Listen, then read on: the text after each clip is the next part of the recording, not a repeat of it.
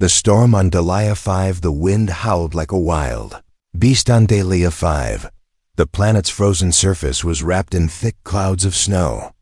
Ice shards flew through the air, sharp enough to cut flesh.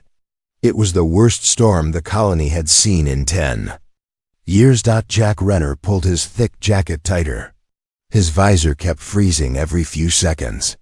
He wiped it, trying to keep his path clear. He was a human engineer, working alone at a communication outpost. Most of the other humans had left this area weeks ago. Only Jack remained, keeping the systems alive. His radio buzzed with static. Then dashed something new. Voice. Weak. Broken. Full of pain. Help, child. Jack stopped walking. He turned up the volume. Repeat transmission, he said. Please. The child, the signal was faint. Almost lost in the storm. Jack checked his tracker. The signal was coming from a kilometer away, near the edge of the snow cliffs. That area was dangerous, steep, full of cracks in the ice. But someone was out there. And they were asking for help. Jack started moving. Step by careful step, he pushed. Through the blizzard, ice covered his boots. His gloves froze. His breath turned to white mist inside his helmet.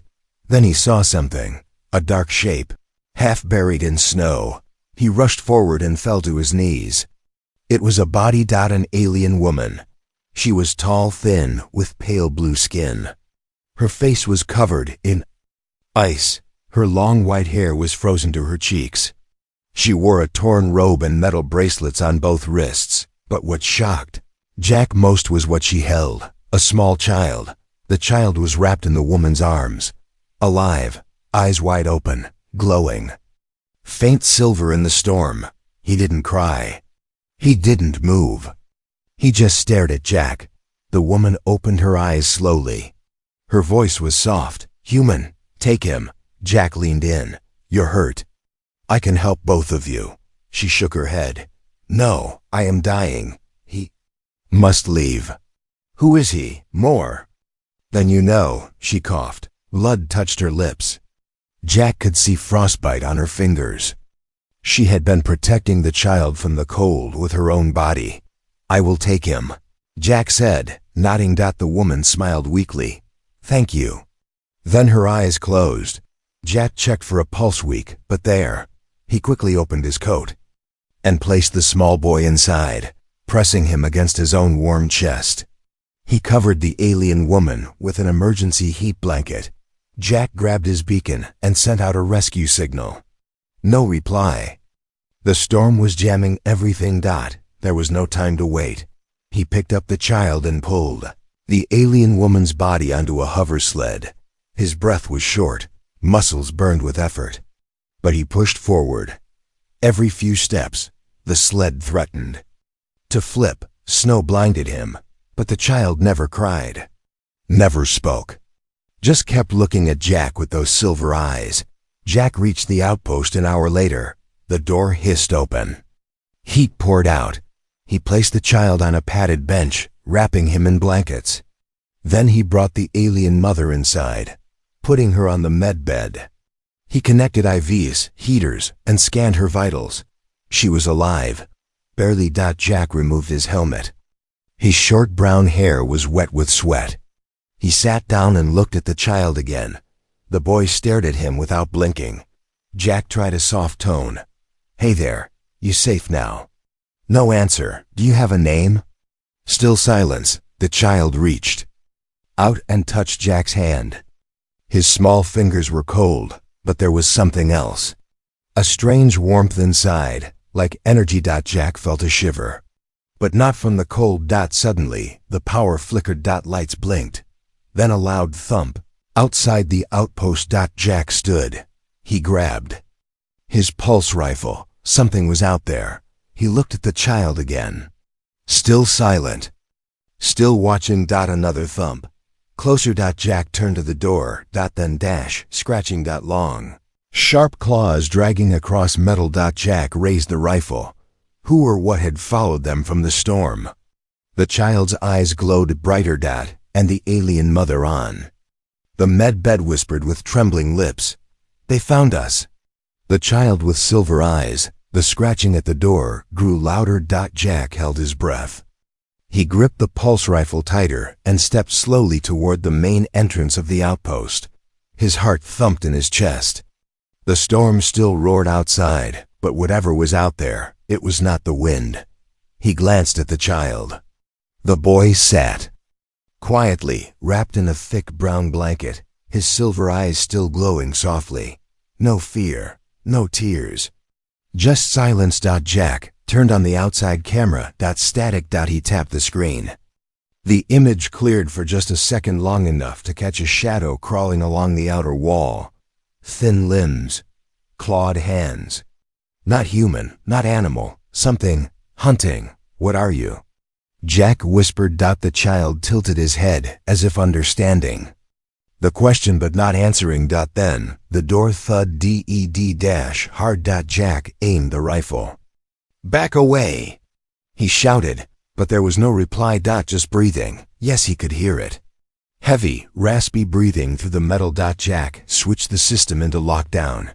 Doors sealed. Blinds dropped. Defense turrets powered up. I don't know who you are, Jack muttered to himself, but you picked the wrong engineer's outpost. He backed away slowly and returned to the child. The little boy looked up at him again. No fear, no words. Just trust. Jack sat on the bench beside him. Your mother said you're more than I know. You sure don't talk much. The child reached out and touched Jack's arm. At first, Jack didn't feel anything. But then something sharp burned behind his eyes. His mind spun. He saw flashes. Images. Memories that weren't his. A tall city of crystal towers. A woman crying. A symbol carved in glowing stone. Soldiers chasing through snowy forests. A name shouted, Syrian. And then, darkness. Jack gasped and pulled his arm back. The child blinked slowly, his silver eyes dimming again. What was that? Jack asked, breathing hard. You showed me your memories? The child just lowered his head and closed his eyes. Jack stood up and paced the room. This wasn't a normal alien child. He had powers, memories he could share directly into the brain.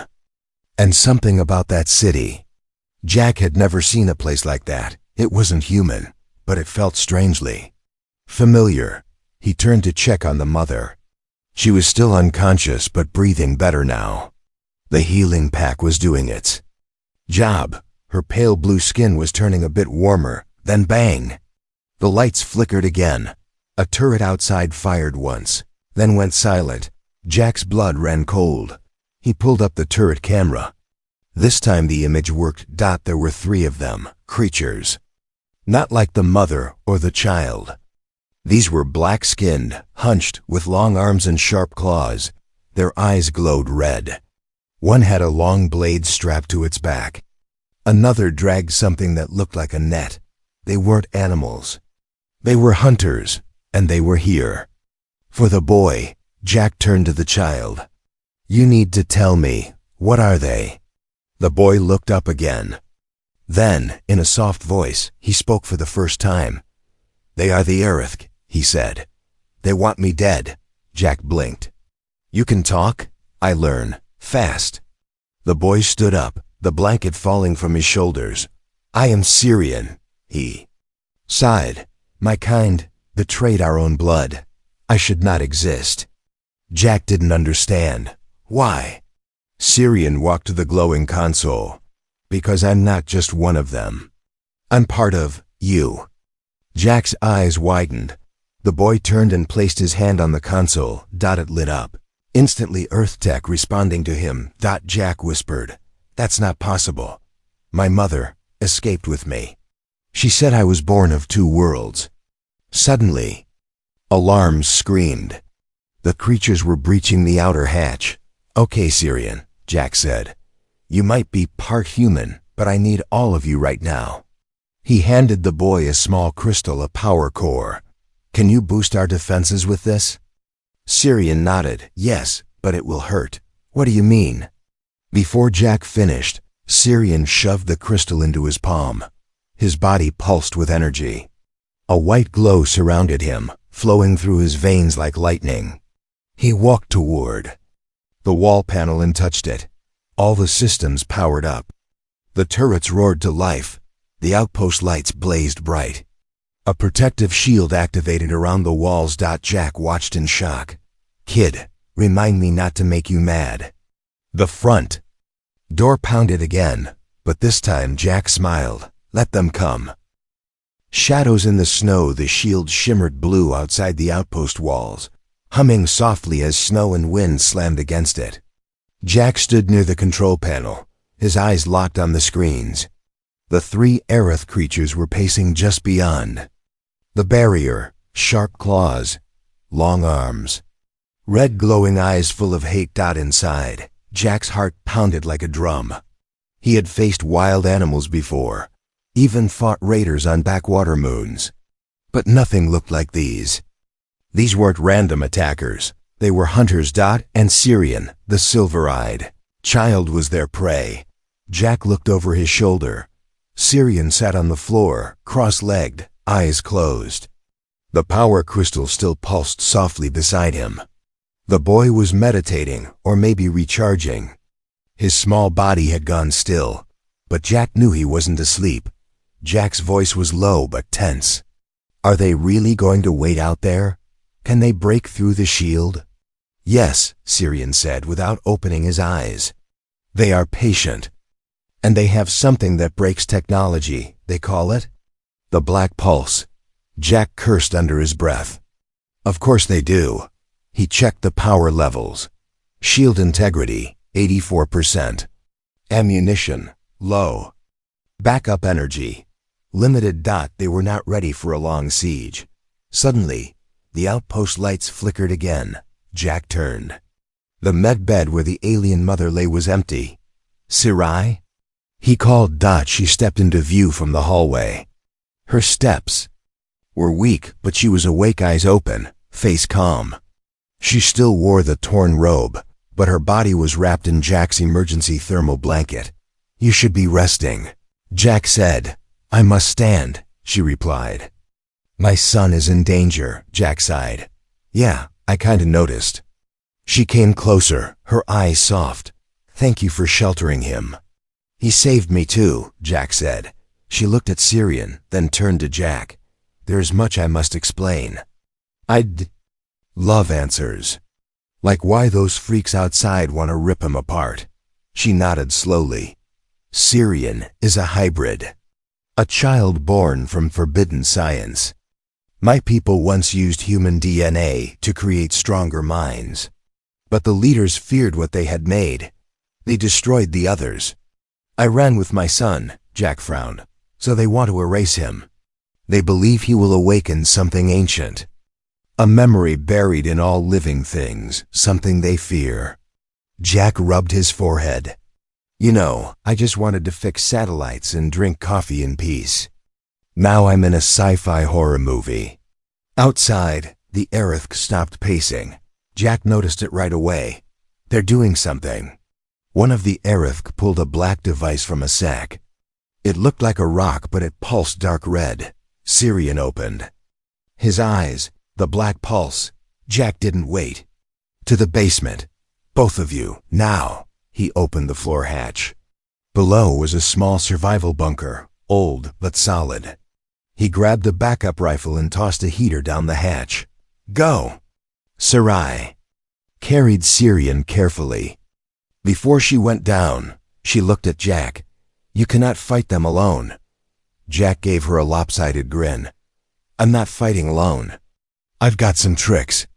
She disappeared into the hatch, and Jack sealed it. Then he ran through the storage room, past the water tanks, into the old garage. He opened a dusty crate.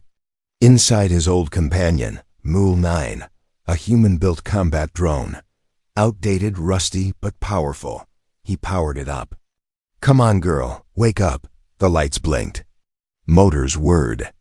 The drone stood up, tall and heavy. "Status, active. Friend or foe?" "Friend, you rust bucket." "Target?" Jack pointed to the screen.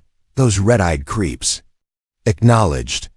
At that moment, the shield dropped. The black pulse had worked. Jack grabbed his rifle. Let's do this. The Aerith came fast. One jumped over the wall, claws out. Mule 9 shot a bolt straight into its chest. Boom.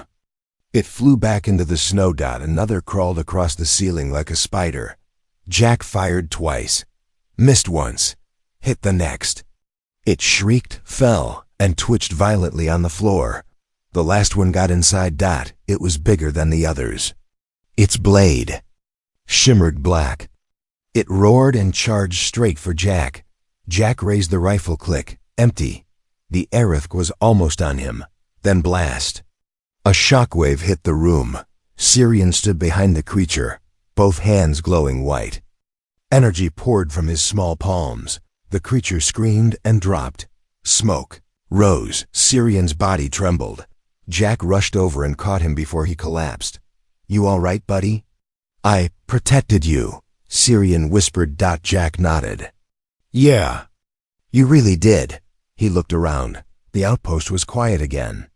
Broken, but safe. At least. For now. Her name was Sarah. Morning light broke through the clouds over Delia 5.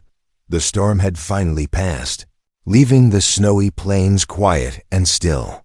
Inside the outpost, smoke drifted from broken panels. Burnt wires sparked softly. The shield system was dead. The turret was destroyed. One wall had a huge claw mark running across it. Jack sat on the floor, cradling Syrian in his arms. The child was breathing, but weak. His hands were still glowing a little, flickering like dying stars. Jack wrapped him in a fresh thermal blanket and whispered, You saved me again, little guy. Sarai knelt beside them.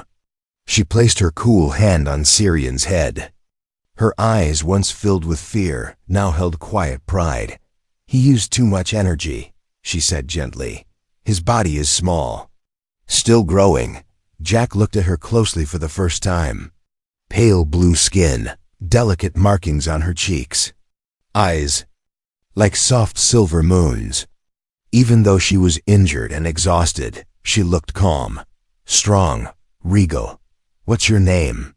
Jack asked. Sarai, she replied. I am or was. Of the High House on Velterran. Sounds important. It was, she said. Until I broke their law and gave birth to him. Jack helped Syrian onto a soft bench. Then he stood and faced her. You said he's part human. How? She took a breath, steadying herself. Many years ago, our scientists explored distant systems. They studied life across galaxies. When they found Earth, they were amazed. Your kind adapts. You grow stronger under pressure. And most of all, your emotions are powerful. Hope, love, rage. All these things feed energy in ways we didn't understand. Jack crossed his arms. So they tried to copy us? They tried to blend us, Sarai said. Syrian is the result of one such experiment. A child with alien power and a human heart. Jack stared at the sleeping boy. That's why they're hunting him. Yes, she said. To them, he is a mistake. To me, he is a miracle. A soft beeping pulled Jack's attention. His emergency comm link was finally working again. A green light blinked. He tapped it. Outpost 12, reporting. We've had a break-in, hostile alien force, request backup, static. Then a voice. This is command, repeat. Did you say hostile alien force? Jack sighed. You heard me. The voice paused. Understood. Reinforcements in 20 hours. Sit tight. Jack looked at the broken shield generator. Easy for you to say. He turned back to Sarai. They'll be back before help arrives, won't they? She nodded slowly. The Aerith don't stop. They sense his power now. Jack clenched his jaw. Then we don't wait for help. We make a plan. Sarai raised an eyebrow. You are brave. Like the stories said. What stories? She smiled. Faintly, legends about humans. Most aliens fear you. Not because of your weapons, Because of your will, you keep going. Even when you lose everything. Jack looked away, almost embarrassed. I didn't lose everything, he muttered. Not yet. He walked to a shelf and started pulling out supplies, tools, wires, energy cells. Sarai watched him. You're building again. Repairing, reinforcing, and maybe booby-trapping a few things. She stood and moved beside him. Let me help. You sure? You just got out of bed. She gave a quiet smile. I'm a mother. We never really rest. For the next few hours, they worked together. Jack rewired defense systems. Sarai drew ancient symbols over the door's wards, she said, to confuse Erith's senses. She taught Jack how to mix certain chemicals to blind their attackers. He was amazed by her knowledge. She, in turn, was impressed by his clever hands and quick thinking. As the sun set, the outpost looked different. Still damaged, but stronger, ready. Later, as the sky turned orange, Jack stepped outside. The snow crunched under his boots. Cold. Wind brushed his face. Sarai stood next to him, wrapped in a cloak. He looked at her. Why did you trust me? She was quiet for a moment, then said, because when I collapsed, I saw something in your eyes. Not fear, not judgment, just kindness. Jack didn't know what to say. She looked at him again. You gave my son warmth when he had none. You gave me hope when I had lost all of it. He looked away. I didn't do it to be a hero. I just couldn't leave a kid out there. That's exactly why you are one. Suddenly, a soft voice behind them spoke. Mom, they turned. Syrian stood at the door, small and sleepy, but smiling. Are we going to be okay now? Sarai walked over and hugged him tight. As long as we're together, yes. Jack gave the boy a nod. We've got work to do, kid. Tomorrow's gonna be tough. Syrian nodded. I'm ready. Jack looked up at the stars. They weren't alone anymore. Truth of the bloodline. The fire crackled softly inside the outpost. Jack sat on a crate near the heat, sharpening a long piece of scrap metal into a spear. It was old school tech, but simple things worked best when power was low. Across from him, Sarai warmed her hands, her silver eyes watching the fire dance. Syrian slept nearby, curled in a blanket. His breathing was steady now. His skin had color again. Jack broke the silence. He's stronger than he looks, Sarai nodded. Yes. But strength is not the only reason they fear him. Jack looked up. Then tell me everything. She was quiet for a moment, like searching for the right words. Our ancestors were powerful. Not because of weapons, but because of memory. Memory? Jack asked, confused. We believe every living thing carries a thread of the past. She said softly, ancient memories locked in the blood. Your kind calls it instinct. We call it the flow. Jack leaned forward. And Syrian? He's the first child in generations to awaken it, Sarai whispered. Because he carries human blood. Jack frowned. Wait, what does human DNA have to do with memory? Sarai looked at him with deep sadness. You are the wild thread. In the weave, your species evolved under chaos, under fire and storms. You didn't just survive, you adapted. That chaos made your blood loud in the flow. Jack blinked. So he hears things? He feels them, she explained. He dreams of wars that happened before he was born. He senses people before they speak, and sometimes he remembers pain that isn't his. Jack looked at the boy, sleeping peacefully. That's too much for a kid. Sarai touched her son's hair gently. I tried to hide him, but they found us again and again. Jack stood and paced. So what's the plan? We keep running? No, she said. Syrian is tired of running, and now he has you. Jack scoffed. I'm no warrior. You are more than that, Sarai said. You gave him a home. He feels safe here. That matters. Jack rubbed his eyes. Well, home or not, they'll come again. We both know it. Sarai nodded. Yes, And next time, it won't be 3 hunters. It will be an army. Jack grabbed a small toolkit and started fixing a broken drone. His voice was low.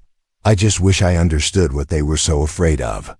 Syrian's voice came from behind them. They're afraid of me.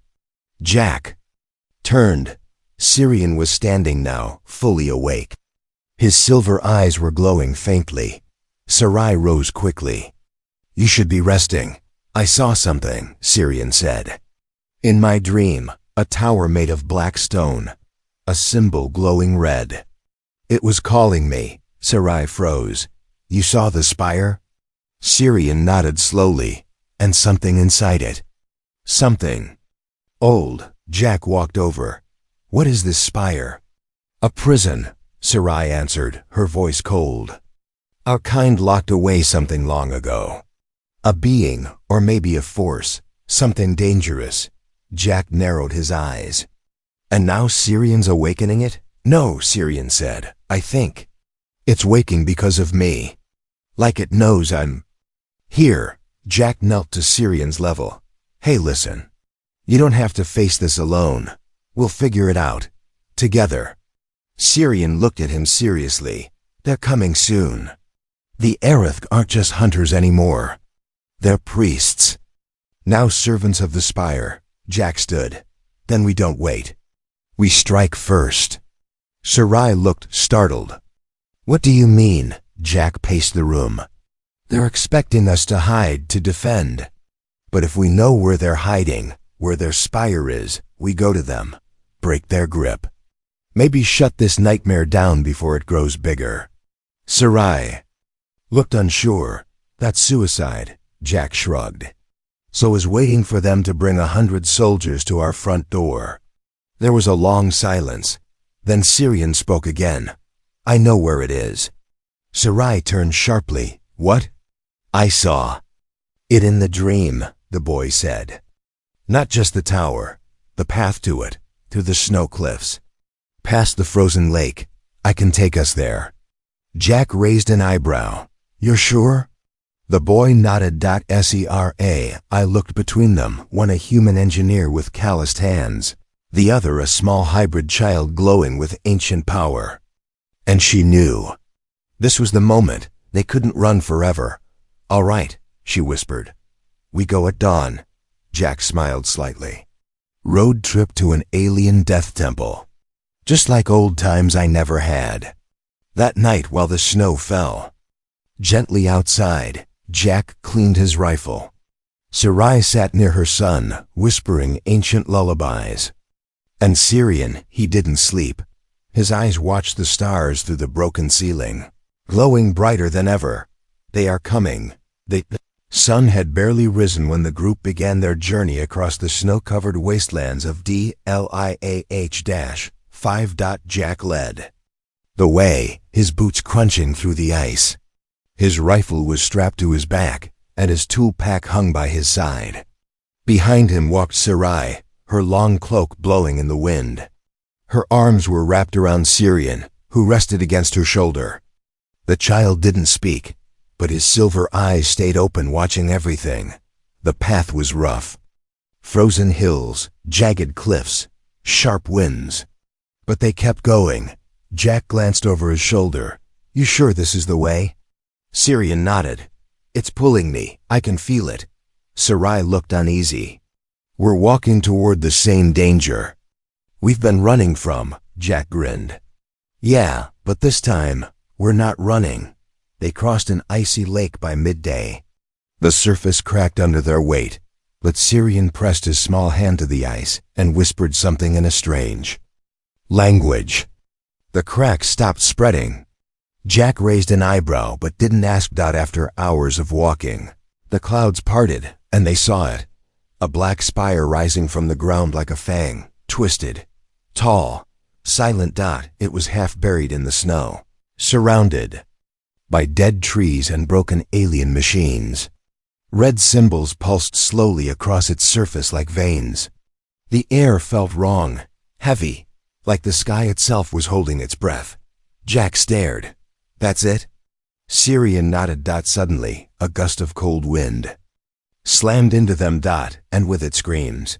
The sky filled with shapes, gliders, black ships with sharp wings. The Aerith had followed them. Jack shouted, "Get behind cover."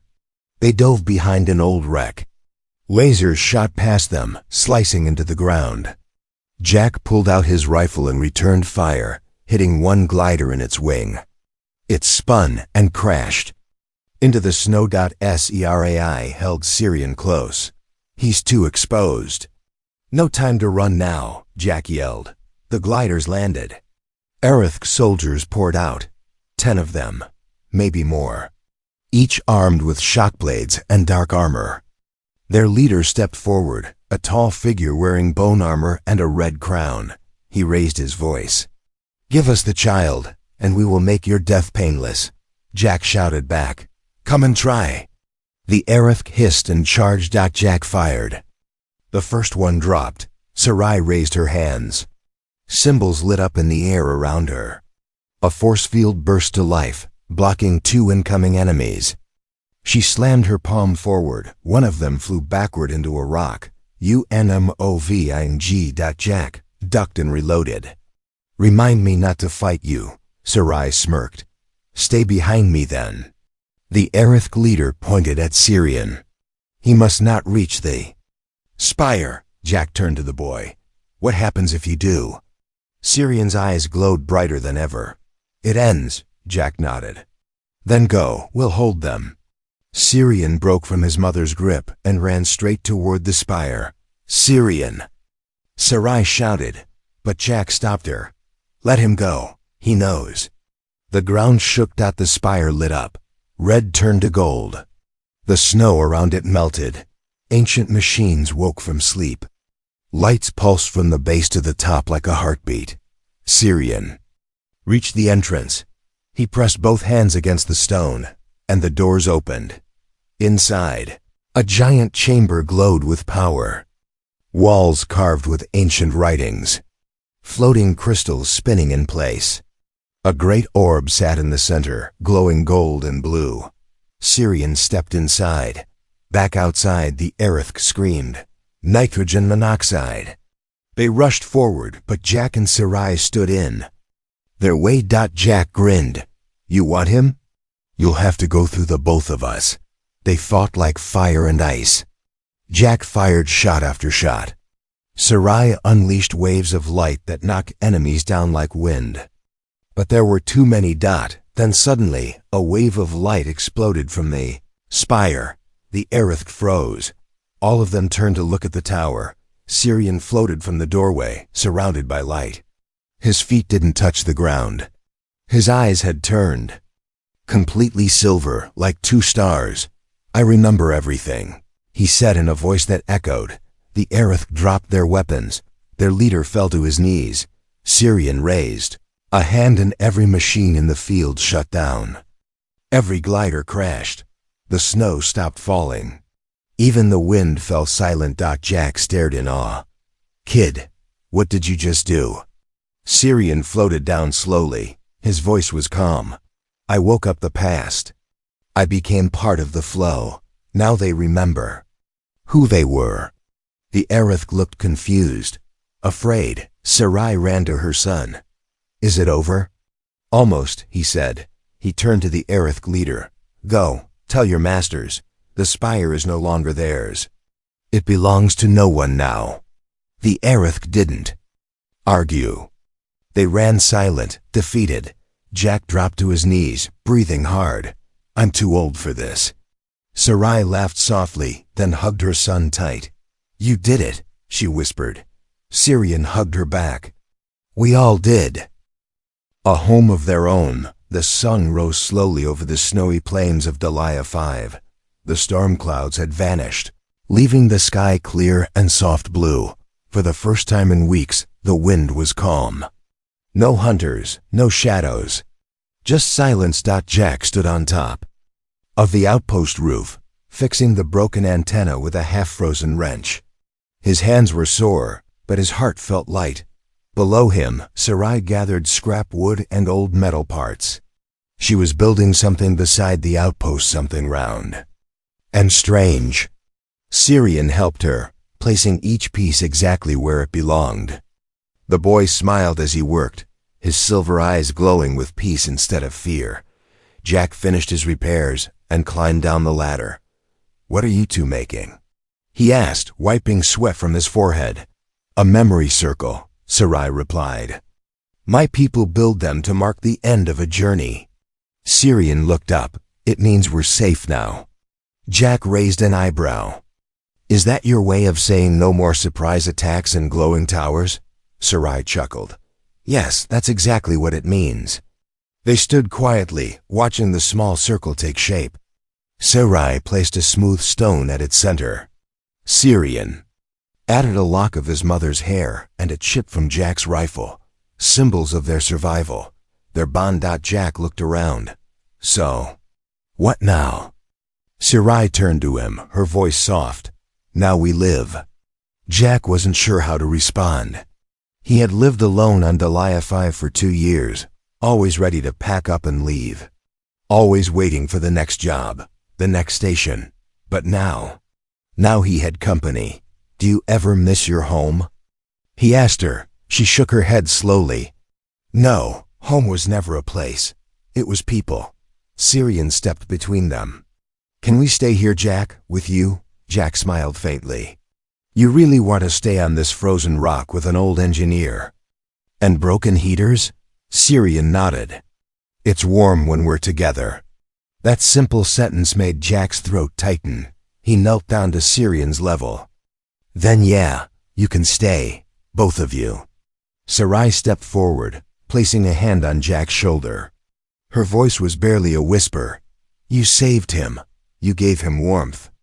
You gave us something we didn't know we needed." Jack looked at her with quiet eyes. "I didn't do it alone." They stood there for a while, saying nothing, letting the cold wind blow gently across their faces. Later that evening, Jack helped Sarai move her belongings into the outpost. She cleaned the corner room, decorated it with folded fabrics and glowing stones from her satchel. Syrian placed a little orb beside his bed that shimmered with stars. They made dinner together, simple protein packs mixed with warm broth. Sarai added herbs Jack had never tasted before. It was the first time the place smelled like something other than oil and rust. As they ate, Jack looked around the table. It was the first time it didn't feel empty. Syrian looked up suddenly. "Will others come?" Jack paused. "You mean Erith?" "No," Syrian said. "Others like us, lost ones, people without homes." Sarai answered gently. "Some might. The flow has been awakened. It will call to them." Jack nodded. "Then maybe we should be ready to help them." Sarai tilted her head. "Help them how?" He grinned. "We build something bigger. A real shelter, not just for us. For anyone who needs a place to start again." Syrian's eyes lit up. "Like a beacon." Jack tapped the side of his head. "Now you're thinking like an engineer." For the next few days, they worked hard. Jack rewired the broken systems. Sarai used her knowledge of energy patterns to reinforce the walls. Syrian helped draw protective symbols around the new rooms. Word traveled across the quiet winds of Delia Tash. 5. One day, a stranger appeared. A young alien girl, cold and afraid, stood at the edge of their land. Jack walked out to meet her. "You lost?" he asked. She looked up. "I heard. There's a place here where people don't have to run anymore." Jack smiled. "You heard right. Come inside. It's warmer than it looks." Soon, more came. A limping old alien who once served in the war. A mother and 2 daughters escaping pirates. A quiet, blind boy who followed the stars. And Jack welcomed them all. He built new rooms, bigger tables, a tower with a glowing signal that pulsed in the night sky. They called it Haven Point. One night, as stars filled the sky, Sarai stood beside Jack on the roof. "Do you ever miss Earth?" she asked. Jack shook his head. "No, I think I found something better." She smiled. "Home?" He looked down at Syrian, laughing below with the new children. Then he looked at her. Yeah, Jack said. Home.